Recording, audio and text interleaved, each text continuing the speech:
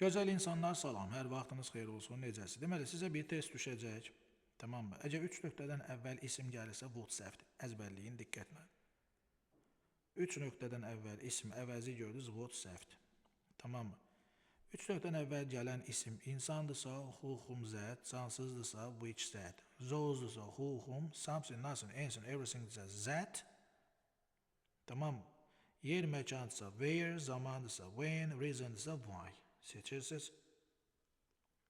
Whose özündən əvvəl insan və ya cansıza aid ola bilir. Yeter ki özündən sonra isim gəlsin. Who ilə whom'un arasında qalanda who'nu seçin. When, where, why, whom və boşluqdan sonra xəbər gəlmir.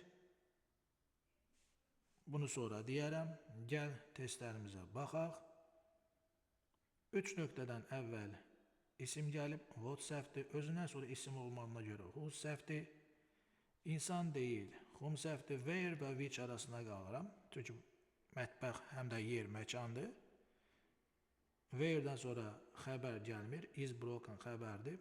Cavab qalıb which. İnsan gəlib who, whom, zət. Cansız gəlib who, whom, zət. Məkan gəlib, həm də cansızdır. Woman yer gəlmişən cansız deyil, insandır, sonra who, whom, zət. Məkan gəlib, həm də cansızdır. Məkanlar zaten cansız. Ya which seçirsiniz, ya da ki where. İndi hansı seçək? İki variant arasında qalmış. Onda ümumi tərcümə edici. We found a small shop. Balaca bir mağaza tapdıq. Where, harada ki, biz çörək ala bilərik. İnsan gəlib who, whom, zət. İnsan gəlib who, whom, zət. Amma ikisi də var. Özünə sonra xəbər gəlirsə, whom'u seçmirəm. Çünki whom'dan sonra nə dedik? Dedik ki, xəbər gəlmir.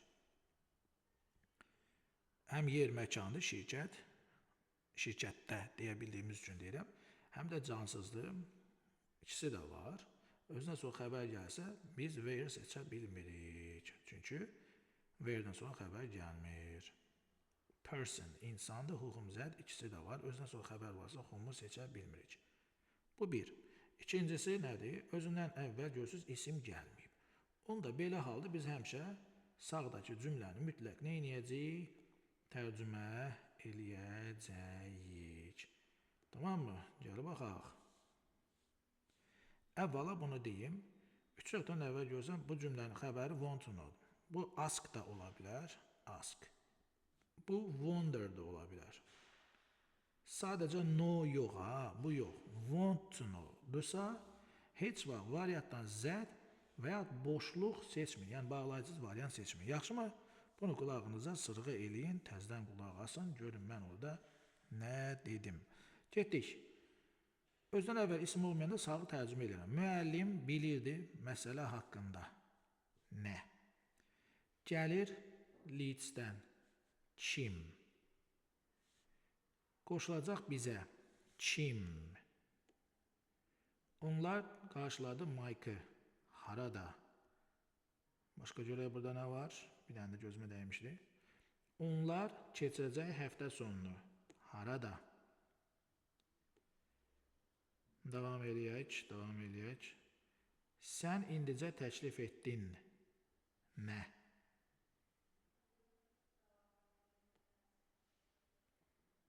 Səs getmədi, narahat olmayın. Yer gəlmişən something, nothing, anything, everything olanda nə olur? Zət. Sənin dostların qayıdır dandan.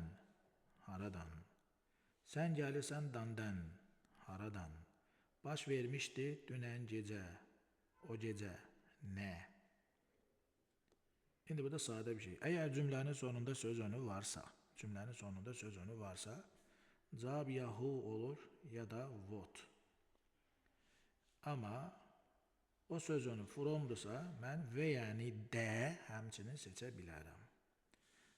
On varsa, who, what. Who, what. From varsa və yəni də əlavə edə bilərsiniz. Burada və olmadığına görə cavab qalır nə? B var. Bu səs-küyə də görə üzülür sayın. Sonra başqa nə əlavə eləmək olar? Məsələn, buradakı cümləmiz, ikinci cümləmiz, buranı biz baxaq. Aysa, bax, məsələn burada. Məsələn deyirəm. Bu bitmiş zamandırsa ki, bu başqa şeydir də, sola baxmayın. Prosta izah eləmək üçün deyirəm. Bu bitmiş zamanda olsa, Mən variantdan sizcə nə seçə bilmərəm ki, biz bunu sual cümlələrində görəcəyik. Bitmiş zamandadsa, mən variantdan gözəl insanlar when, what time, how often, how long ago-nu seçə bilmirəm. Görürsünüz? Bitmiş.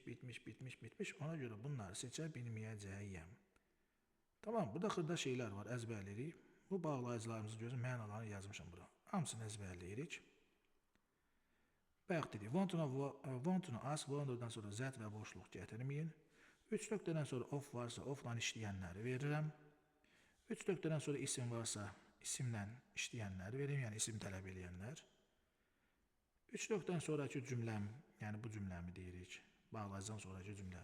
Bitmiş zamandadsa, when, what time, how often, how long ago səhvdir və 3 nöqtədən sonra xəbər varsa, who, what seçə bilərəm, kim ya da nə, ya da ki, təyin, isim ya da ofla birləşənləri bura verə bilərsiniz. Yəni, how much of, what kind of, what sort of, what type of ki, yuxarıda əzbərləyəcəksiniz.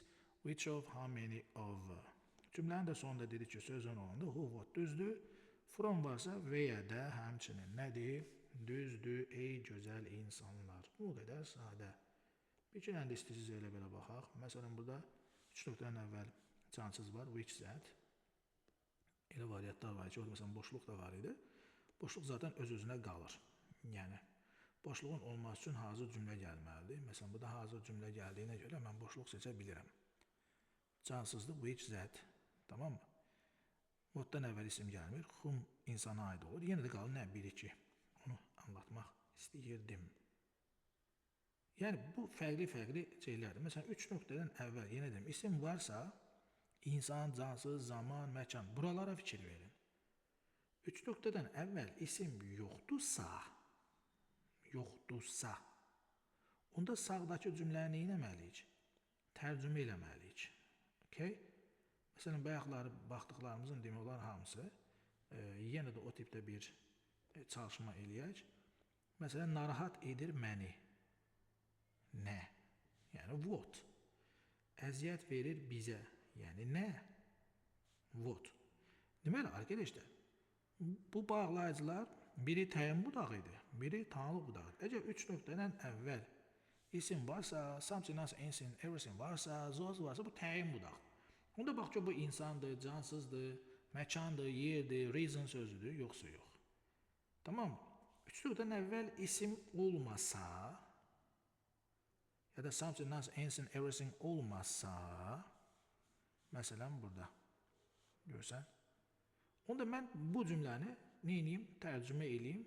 Variantdakı bağlayıcılardır. Tərcümə eləyim, yapışdım oraya geçsin. Bu qədər sadə. Yaxşı mı? Hələlik.